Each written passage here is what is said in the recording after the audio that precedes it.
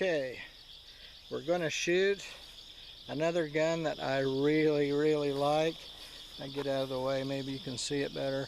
This is a Ruger, and it is massive and heavy.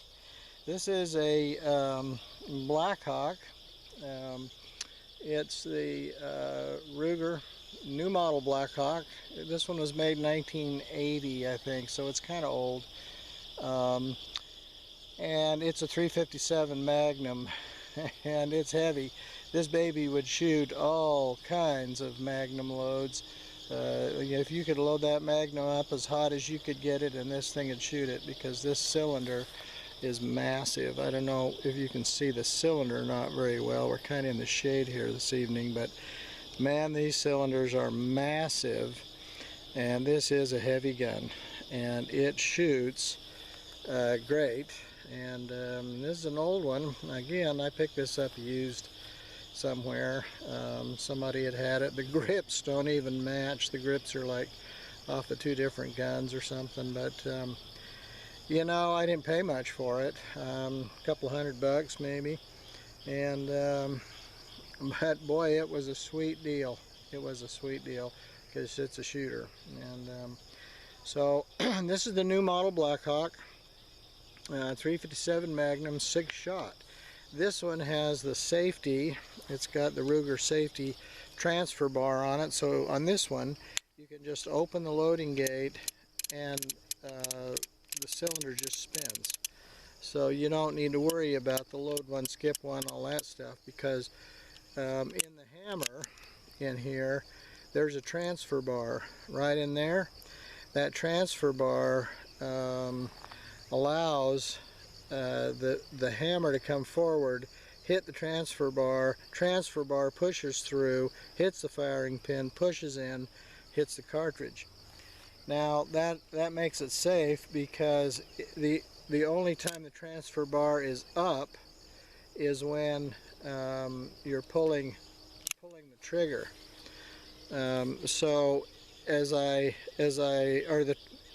pull the trigger on this, you should see that transfer bar, or as I let off the trigger and let the hammer down, you'll see the hammer bar slide away, and the indentation in the hammer right here does not hit it.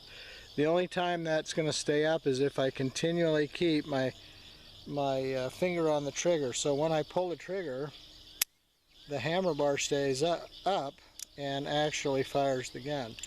But if I let go of the trigger and lower the hammer like this, it slides down and won't fire.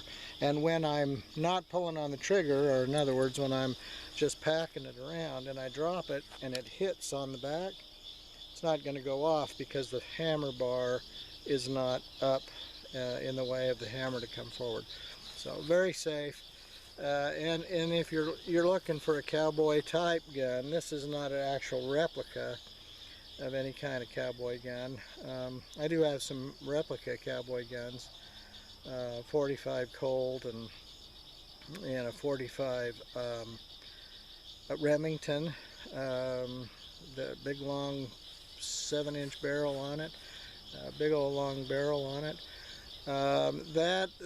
Those guns were replicas of real guns. This one is one that looks sort of like a cowboy gun, but it's got target type sights on it. It's got big front sight on it. Not necessarily. It's a single action cowboy style gun. Sort of has the same modeling on the grip as the Colts and things, but you know, they were made at the time when Colt quit making cowboy guns, and Ruger kind of cornered the market a little bit, and Colt had to come back, start remaking them. But so anyway, let's stop talking. So here we're going to load it, and it loads basically the same way. You just, only on this one, you don't have to half cock or anything. It doesn't have that whole half cock thing.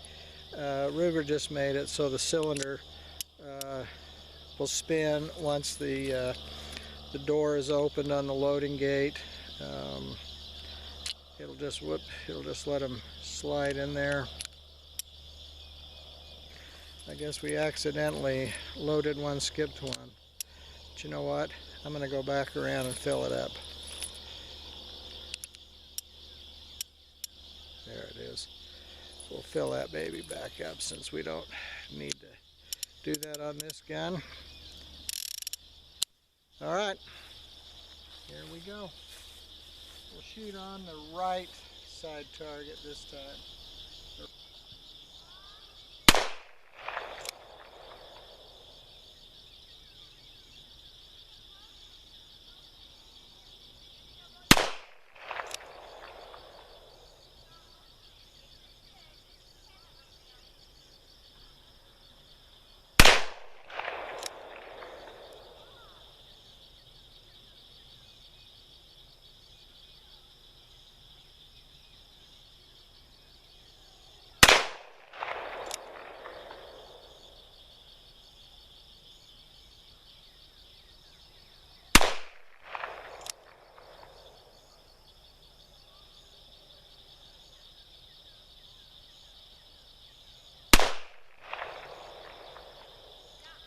That should be 6.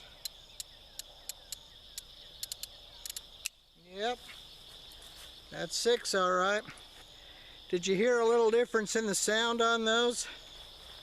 Some were sharper recoil than others. I don't have a cameraman, so when I point it this way, I'm not pointing at anything but the hill there. The reason that is because these are my reloads. And obviously they didn't get, you know, exactly perfectly the same amount of powder, or maybe the bullet wasn't set exactly the same depth, or it wasn't crimped exactly the same. You get that a little bit of variation, at least I do, because I'm a reloader, yes, but an expert, no. And so factory ammo would tend to be more uniform. You get more the same in every shot, but for 357 Magnum it's going to cost you, so I reload. And it's not that big of a deal if you're not shooting competition and you don't need perfect rounds and perfect shots. You know, if you don't need it to be just perfect, then you could afford to do that. And so I reload because I shoot out here. And I don't shoot.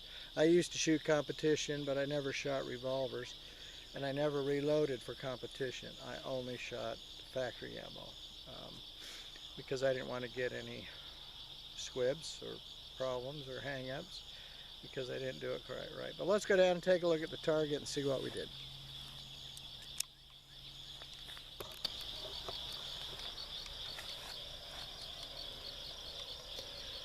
Okay.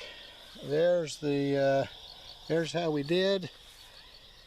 We picked up an X, a 9, a 10, a 9, couple of 8s, and you know, I was shooting. This gun has target sights on it, an adjustable, so I don't need to try and aim up here so that I can hit down here.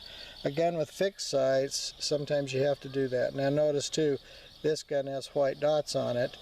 They were there already when I bought the gun. Some other old guy who had needed a little help with sighting probably had it before me. But nice heavy gun, 357 Magnum. The heaviness of it helps with the recoil. This is a very cool gun as well. I wouldn't go buy one new. I don't like it enough to go spend a ton of money on a new one. But a used one from a pawn shop, absolutely, boy. If you could get one for 300 bucks or 350 or something like that, that'd be great. I think that's about what I paid for this one. But it shoots pretty good. Now, if I could have put those 3 down there in the X, that'd have been good. But, you know, I'm standing. I was shooting 2 hands, so it doesn't say much for my 2-hand shooting, I guess. But I'll try 1 hand next time and see where she goes. So. All right, let's go shoot some more. Actually see it. 1 hand, right side.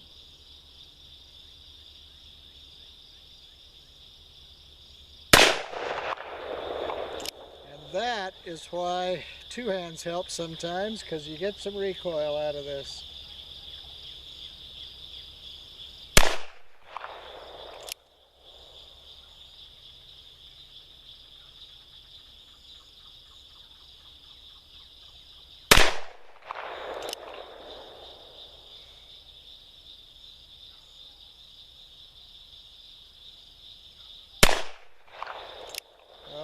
wasn't heavily loaded.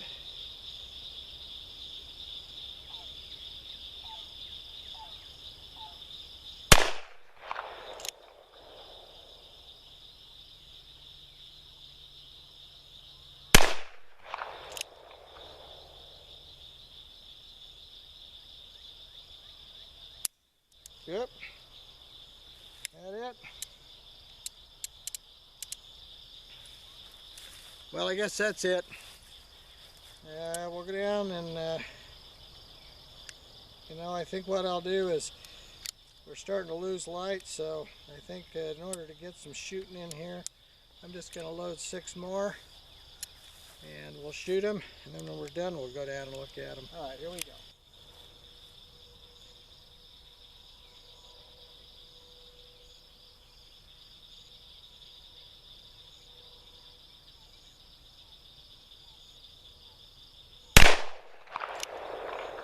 It doesn't have a softer trigger on it as some guns have. It's okay, but it's just bone stock. You do get some recoil on some of these though.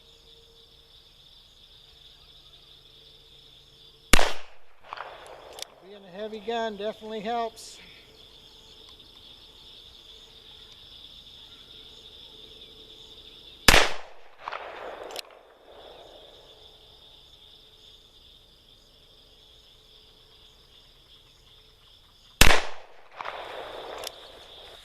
Oh my gosh, those all went high.